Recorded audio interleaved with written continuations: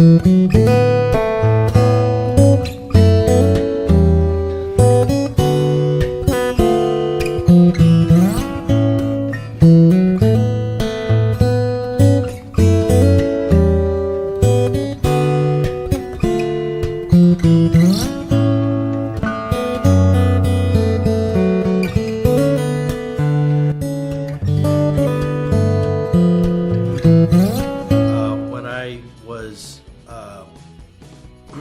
I was little, when I was about, I can remember around 5, I was in special ed, and these were the days, especially in Louisiana, had kind of an older fashioned idea of what to do with people that had disabilities and stuff. And I can remember kind of being stuck in one big room. Like, you'd get a bunch of people with disabilities or whatever and stick them in one room, and then you'd have like maybe a teacher or an assistant in various parts of the room, but they would just kind of stick you in one big room. Right. So and then from they weren't too keen on the idea of mainstream education. In other words, if you had a learning disability, which I also have, I'm severely dyslexic. They weren't keen on mainstreaming you, which is something that my parents forced, because they wanted me to go and do subjects that I was good at, and the subjects I was good at to be mainstream. So they had to be very strong advocates and to try to mainstream me. And then we finally moved to Texas in the late 80s, and I am so glad that happened, because had I stayed in Louisiana, I don't think that I really would have advanced grade-wise, because they didn't have modified grades in Louisiana at the time. So we moved again because of my dad's job and him being in the oil business. Right. But it was really a blessing in disguise. Right. Now, do you find that it's gotten better today for people with disabilities?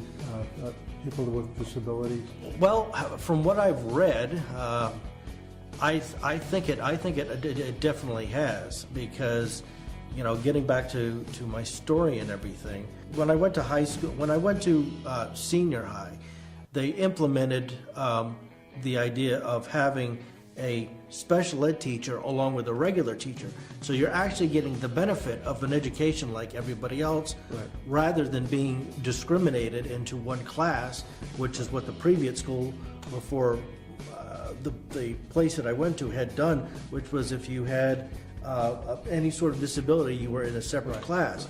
But then when I reached high school, they had a special ed teacher and a regular teacher, and I think that's really kind of the way to go in most cases. Now, you know, for people that have severe autism, then I think that, you know, that there ought to be an option to have just a total special ed environment. But I think you have to be pretty disabled for that option to be kind of implemented. But if you just have dyslexia, then, you know, you should be in a regular class environment.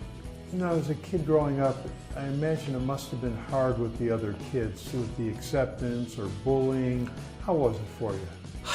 It was very difficult, because I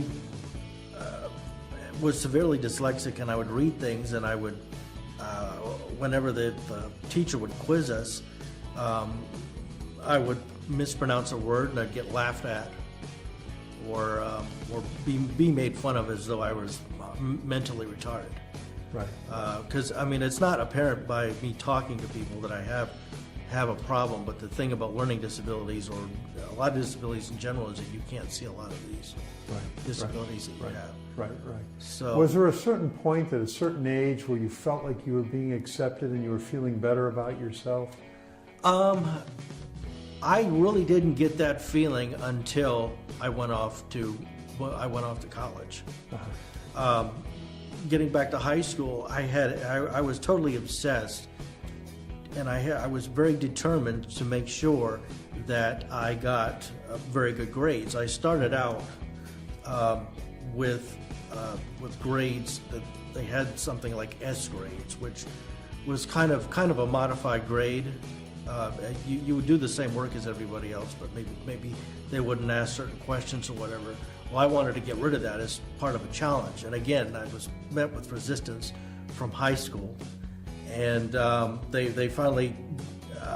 My best subject at the time was English, so they finally said, "Well, okay, you're making good enough grades. We'll let you try this once, but if you fail, you're on your own." So I was able to get top grades in that, and but yeah, the bullying, I didn't find acceptance really until college. Right. What about your parents the whole time you were growing up? Was there any struggles for them? Well, it was extremely difficult for them, I think. Like I said, the battles of trying to convince school systems to,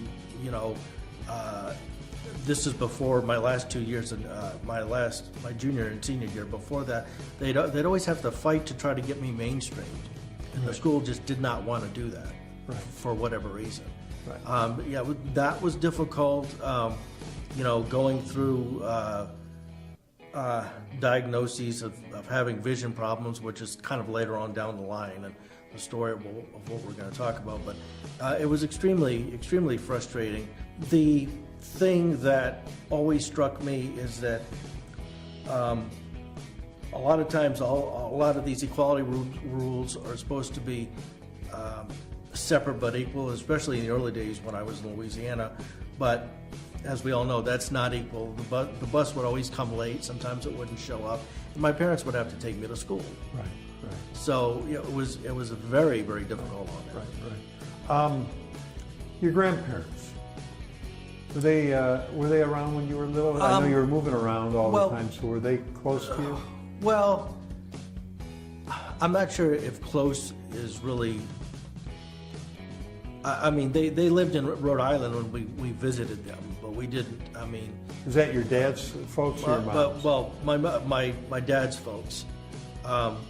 Since they live so far away, from Dallas to Providence is kind of It's kind of a long way, and they were kind of the Depression era. My grandparents were the Depression era, so they didn't. I mean, my grandmother came down a couple times to visit, but they didn't when we visited them. But as far as learning disabilities and stuff, my parents were knew a lot more about it than my grandparents did. Right. What did your grandfather do for a living? I never knew my real grandfather. My step-grandfather worked in a record shop. Okay, he was the one in Providence, Rhode Island? Yes, he worked in a record shop, and then before that he worked in a textile mill. Okay. What about your mom's parents? I visited them a couple times, but they lived in northern Vermont. Okay. And they had a couple of horses, and that's about all I know of them. That you can remember, yeah. Yeah. Now your folks are down here? Yes. Okay. Yes.